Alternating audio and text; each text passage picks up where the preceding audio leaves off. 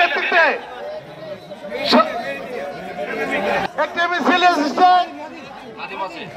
নাদিম সহ সকলকে আমরা এই ফুলবাড়ী ইউনিয়ন বিএনপির পক্ষ থেকে কাজী সাইদুল আলম বাবু সাহেবের পক্ষ থেকে আন্তরিক অভিনন্দন শুভেচ্ছা জানাচ্ছি।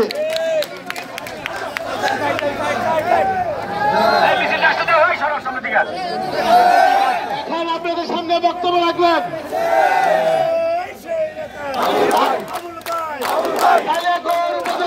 সাবেক সভাপতি সাবেক সভাপতি গাজীপুর জেলা বিএনপি সাবেক সাধারণ সম্পাদক কেন্দ্র বিএনপি সাংগঠনিক সম্পাদক নেতা জনাব কাজী সাইদুল আলম সাহেব।